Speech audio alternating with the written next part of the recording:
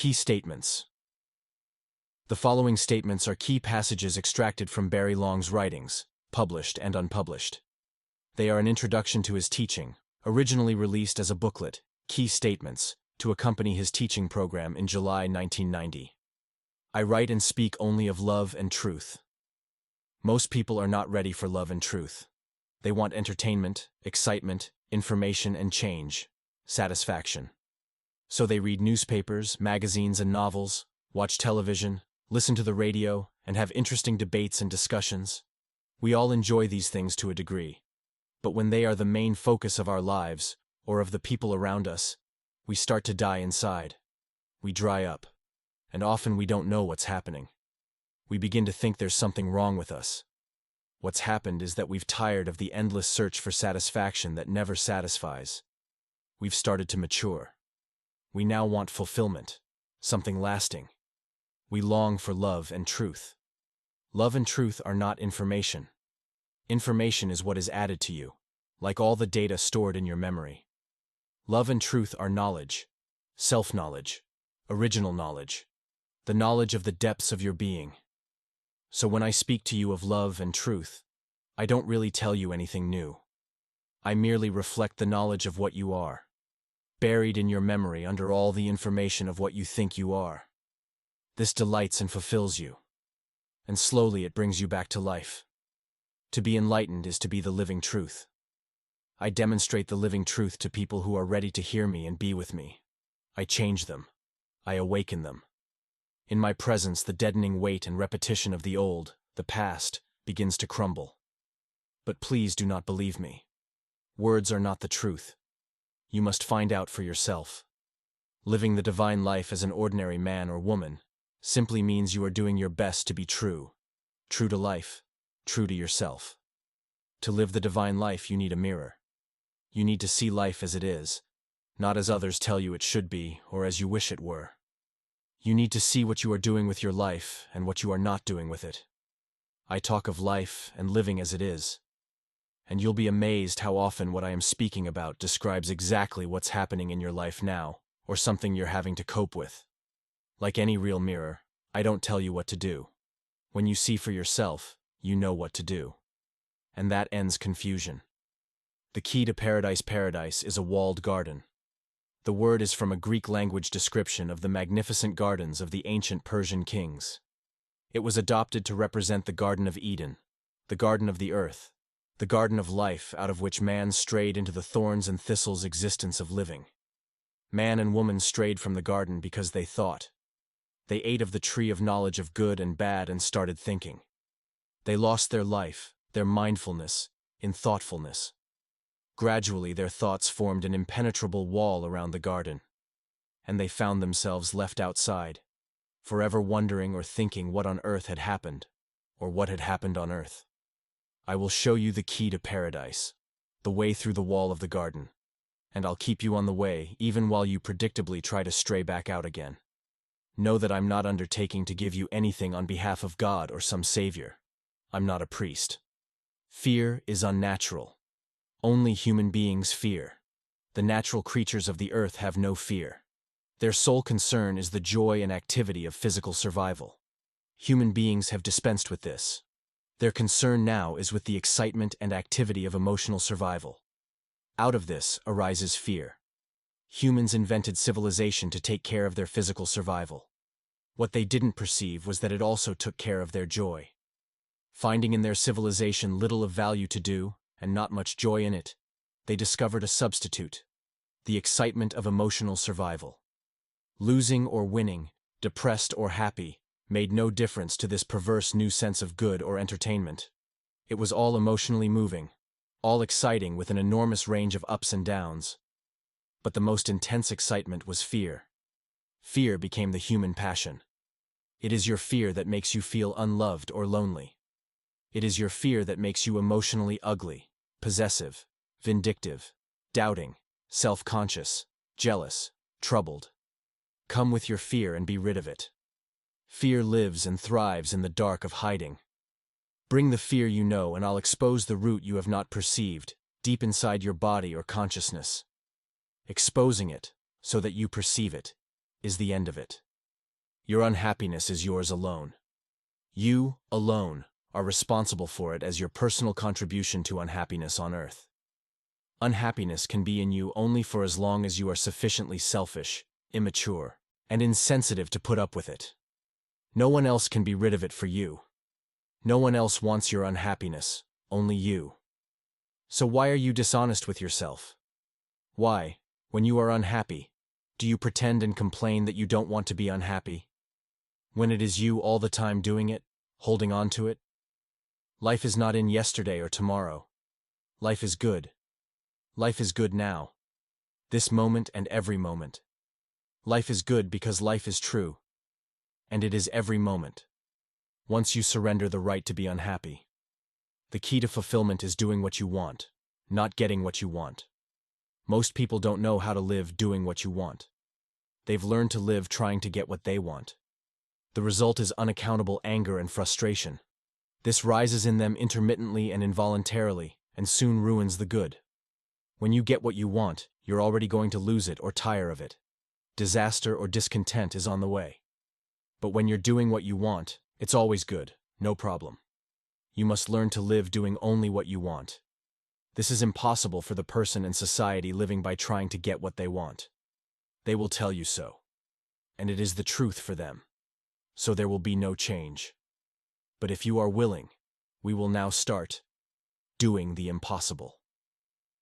In a world where everyone is trying to get what they want instead of doing what they want, and forever battling with the conflict this causes, in such an impossible world, it's possible, it makes sense, to ask a silly question. How do you do what you want? Are you doing what you want right now? If not, why are you doing it? When you stop reading this, will you still be doing what you want? If not, why not? Why do you ever do what you don't want to do? What's your excuse? I've got to pay the rent.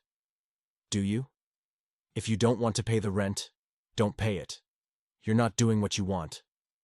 But if I don't pay, I'll be out in the cold. So which do you want to do? Pay the rent or be out in the cold? Be honest, straight with yourself. In paying the rent, you're doing what you want. It's what you're doing to obtain the rent that's probably the problem. You're working to get what you want, instead of working because the work is what you want to do.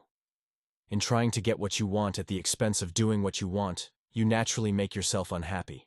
The birds and trees are doing what they want. In doing what they want, they get what they need. Don't do any work unless it's what you want to do. Resign and get a job doing what you want. Go on the dole, but only if it means you're doing what you want. No feelings of failure or dissatisfaction, for that would mean you've fallen back into the old dishonesty of not doing what you want. Doing what you want is good, no problem. Start a business empire if that's what you want. But no complaining or being depressed, or you won't be doing what you want. Be a saint, whatever that means, if it pleases you. But no more being fearful or doubtful, or you won't be doing what you want. Be with your partner or lover as long as it's doing what you want. If it's not, you won't be a good partner or a good lover. You'll be tired, habitual, indifferent, cranky, emotional, and making excuses for your busy, loveless life of not doing what you want. No matter how cozy things seem, it will not be good between you. You'll recognize the lie you're living in the reassurance of yourself and others that under the circumstances, you're making the best of things. In short, you'll be compromising your life like the politicians do. Not getting things right, not doing what you know you want to do, not being honest to God or good. You'll be saying you can't do it, it's impossible, and in that is the lie. You won't be much good to the children either. Your example will teach them how to live the same divided and dishonest existence, as you were taught by your parents and they by theirs. You'll pronounce all the usual justifications for hanging on in there for the sake of the children, but it won't wash and it won't work. Your children will have already learned how to spoil the good for themselves, just like you did. What do you want to do? Most people don't know. They don't know because they like to imagine they want to do numerous things. That's delusion. You can't do two things at the same time. You can only do what you're doing now. When you see that, and see it whenever you are reminded, you'll be facing a major breakthrough. Knowing what you're doing. Doing what you want is knowing what you're doing. Few people on earth know what they're doing. fewer still know what they're doing on Earth. Take the first statement. Do you know each day why you're doing what you're doing? Sometimes. Why not all the time? Because, when you don't know why you're doing what you're doing, you are really doing what you don't want to do. Now the second statement. Do you know why you are on Earth? Do you know why you were born? Why on earth you are here? Not being able to answer the question only means you are not yet doing what you want with your whole life. If you knew what you were doing in being you, you'd be doing what you want in everything, in every way. That would be the end of frustration and anger for you, and the world would no longer suffer from your unhappy moods and confusion. Knowing the impossible. Knowing why you are on Earth is knowledge of the impossible. It comes after doing the impossible. It's the knowledge called Gnosis. Gnosis is the ever-present self-knowledge of the Earth's few living masters. Gnosis is potential in every body, which means it can be realized when you are ready, in time, when the person who makes all the agonizing decisions in your body has had enough. Which is when you realize you've had enough time, or enough of time, or time's up.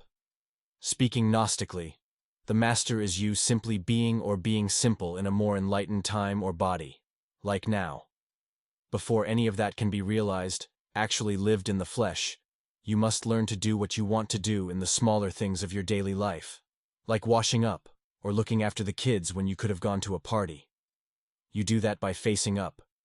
Why are you washing up or babysitting when it's not what you want to do? Because it's got to be done? Why are you unhappy about what has got to be done? Why not just do it? You might find it's what you want to do for now, because it's what must be done. A word of caution. If after reading this you decide to go for the big one, like breaking up with a partner or quitting your job, before you've dealt with the numerous minor dislikes in your life, you'll fall on your face. You won't have the authority to hold things together in the resulting chaos. You'll lack will. You'll falter, waver, and doubt what you're doing. All involved will suffer needlessly, including you. In short, you'll be trying to get what you want, trying to grab what you want. And that's where we began. Unless you are under the jailer's lock and key, which you're not, why should you ever be doing what you don't want to do? As you answer that question now, listen to your excuses, your buts, your blaming of someone or something else for your refusal to be responsible for what you do. It's supposed to be your life. But how can it be, if you persistently drape it over others? That's a game the children play. You drape a ghostly sheet over the other kid and frighten yourself to death. Well, not quite, unfortunately. If you'd only die to playing such childish games with your life and get on with the purpose of it, there'd be no problem. Perhaps you'd like to know how it all happened, how you and the world got into this unhappy condition. First, your society, parents, teachers, you, and now your children distanced yourselves from Guru, the knowledge, gnosis, or presence of life in your physical body now. You learned from the world all about living or making the best of things, and forgot about life, which is the best of things. As you and your teachers filled your head with information, you lost your knowledge, your self-knowledge, your divine gnosis. The more you remembered, the more you forgot. The more you thought of what living's about, the more you forgot what life's about. It's the saddest story ever told. Well, what is life about? Is it about being frustrated, angry, sad, worried, discontented, a religious sinner, a self-made splinter here in the flesh?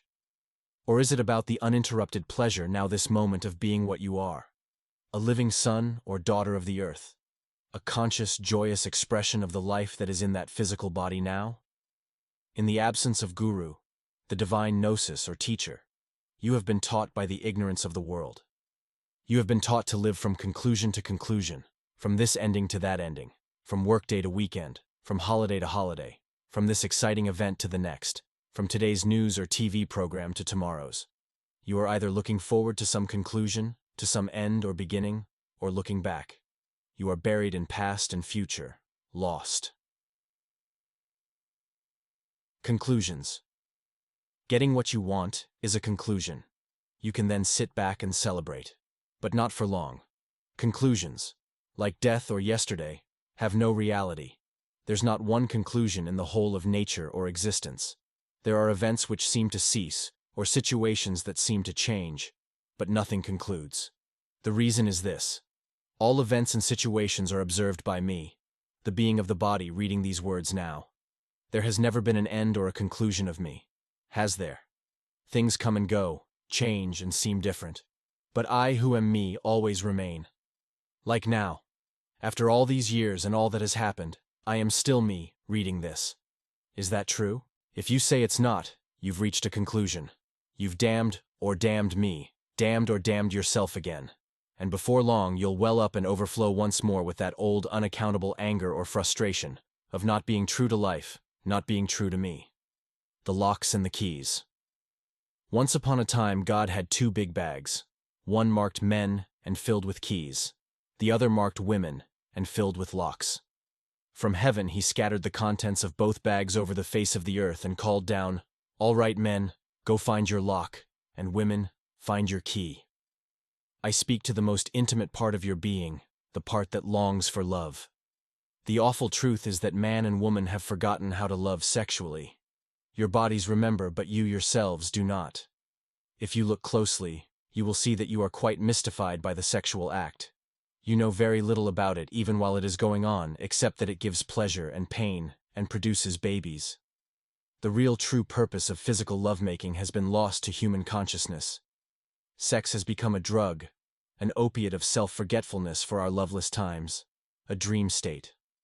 Consequently, like dreams, your sexual unions are no longer enduring in their own right and are held together mainly by fear, habit, and a perverse sense of duty.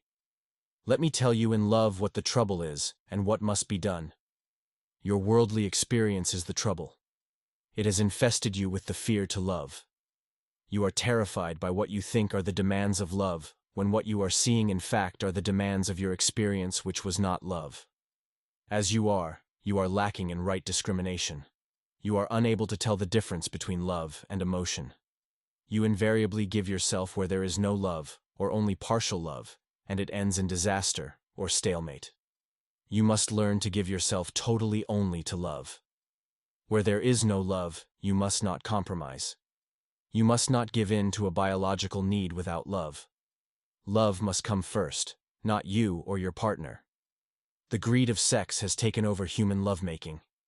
You have become insensitive to the fine physical feeling of love you were born with. You have become attached to the emotional demand of sex which seeks satisfaction. In true love, there is no satisfaction, no peace, no rest. Love on earth is a simultaneous union of joy and pain. In its fullness, an ecstatic agony, a cosmic convulsion. To seek only the joy in love, or to feel only the pain, is to reject its rapture and its power. Our emotional greed or sexual personality looks for satisfaction in the form of an end, an orgasm, and we are surprised when our loving and lovemaking also come to an end. If you set out to love by looking for a conclusion is what you will get. Love, unlike emotion and personality, has no beginning and no end. If you want an orgasm, go and masturbate. If you want love, then make love, without end, by not looking for an orgasm before you start. The man or woman who rediscovers how to love rises above the purely emotional demand of lovemaking. In love, orgasm looks after itself and needs no consideration. Premature ejaculation, impotence, frustration, and frigidity are all due to fear caused by emotional expectation or lack of love. Am I making sense? Never allow a man or woman to hold your hand or embrace you unless you feel the gentle firmness of love in them. Let go the greedy grasp of sexual personality. Even when it appears in a beautiful body, it is looking for an end, to get away from you as quickly as possible once it's gratified. Be still. Learn to distinguish between the ease of love and the urgent demand of emotion. Love is inexhaustible, irresistible.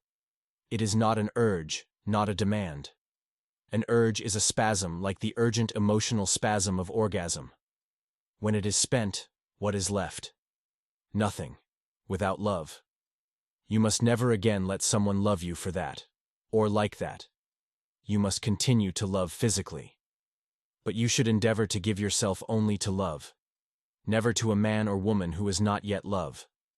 If you can hold to this and be love yourself, you will gradually raise your mate in love or draw a more loving man or woman to you.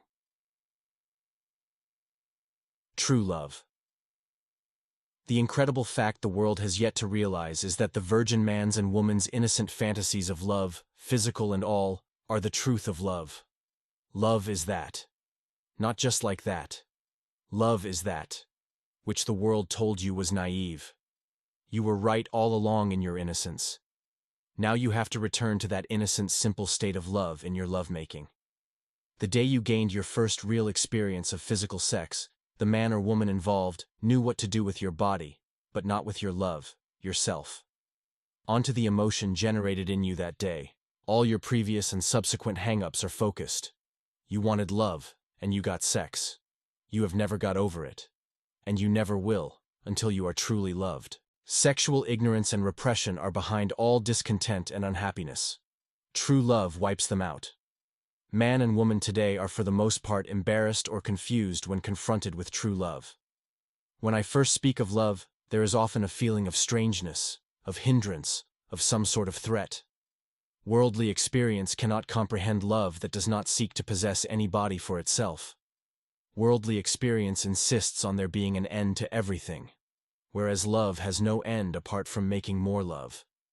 You are starved for love because you do not dare to love. How can your deepest longing, which is to be completely consumed by love, ever be fulfilled if you hide behind the habit of self-protection? What is it you are protecting anyway? What have you got to lose by surrendering to love? When I say, I love you, and I say it now, do you wonder, what does he want from me? Such love as this takes only your confusion, your defenses and pretenses. If you allow the love, the truth I offer to enter you, you will start to feel again the sense of love you originally knew.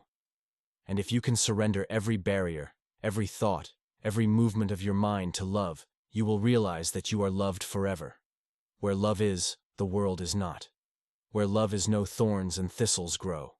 When you are truly loved, you are back in Eden. It is I, love, who speaks to you. Where I go, I leave no footprints, no stain, no residue of world or fear. I take nothing for myself. I seek only that you be you. And what is that? You are love, as you were in the beginning and will be in the end. This you can realize for yourself by rediscovering how to truly love. Talking of love. How often did you talk of love today with the person who shares your life? Unless each day you speak first of love, who do you think you are fooling with your big job, your big name, your independence or aloofness to the pangs and joys of love? Cheat on love, and you cheat yourself. Woman is love. Man is love. With something to do. Happily married? Or is it that neither of you can tell the difference between comfort and love? Be honest. Be straight with each other. In an argument, don't accuse. Ask each other, what's the problem? What are you trying to say? Ask, and listen to the answer. Keep the emotion out. To listen is love. Your utterances of love at any time are real only in that moment. You cannot declare that you will love tomorrow any more than you can say you will delight in each other tomorrow. Your love and joy in each other must be made new and fresh every moment, rediscovered day in and day out, and not just in the act of lovemaking. There is no continuity in love, only in our expectation of it. But if you are prepared to love ceaselessly, your love is forever. Everybody wants to make love, but everybody is afraid. So everybody thinks about it, reads about it, watches movies about it, lies about it, and is offended when anyone is real enough to utter such a simple divine truth as, I want to make love. The question is, do you have enough love in you to be honest and make love? Know that love is not demanding. Love does not hold on. Love is not afraid. Love is responsible in its actions. So love does not complain or blame when it is misunderstood. Talk to your mate of God, truth, love, death, and life. All those subjects are in truth one subject, love. Talk from your own spiritual experience, your self-knowledge. By doing that, you declare to each other that love is the most important thing for you. Only man and woman who can talk of love and truth can make love for love and discover love together instead of making emotion and pain. That is true mating. If you do not have a mate, do not turn your back on love. Get yourself right. Prepare yourself by being true and straight. It is never too late in life to make love. Do not think you are too old. Never think you are finished. Love is first a state of being within. Get yourself into that being. It is love. And love provides what you need. How do you love God? You start by getting to know yourself in the ways I teach, and by learning to love another. This is the return to the garden. All love comes through physical love. The celibate saint who loves God, and who may feel incapable of physical love, came out of physical love. It is here on earth where there is so little love, that love needs to be made. And if you can't make it, which means that your love life is unhappy, or you have turned your back on physical love, you have turned away from love on earth, and from the deepest, most real part of yourself. The key of pleasure. To learn to make love is to learn by practice to stay with the pleasure in making love. The ultimate pleasure, the ultimate ecstasy of love, is what is called God. Thus, orgasm, the highest pleasure available to all, is the God of existence. Every activity is the search for orgasmic pleasure, or the avoidance of making love, because it is too hard for the self of the person to stay with the pleasure. The self, or person, lives off interludes, breaks, rests, holidays. This in lovemaking translates into thoughts, shifting moods, or self-considering self-love which breaks up the pleasure. Broken up pleasure leaves room for doubt, fear, disappointment, and the search for pleasure. The self lives in or off those breaks while enjoying, for a while, the pleasure. Thus the vicious cycle of self. The cure, the death of self, is to stay with the pleasure in lovemaking. This is so simple, so real, so true, so obvious, so practical. But it is impossible for self. Nevertheless, you are not self. You only think you are, or conversely, thought thinks it is you. Whatever says but is self. Love is the service of love. Man has to be made worthy to serve love. And love is woman. Woman who has largely disappeared from the face of the earth. Although woman is in the body of all women on the earth, she is very, very deep down, obscured by the enormous burden of emotion, just as man is obscured under the wrong ideas of what he exists for. Man is never more authoritative, more rightly proud of himself as man, as his manliness, than when he is serving woman as his love.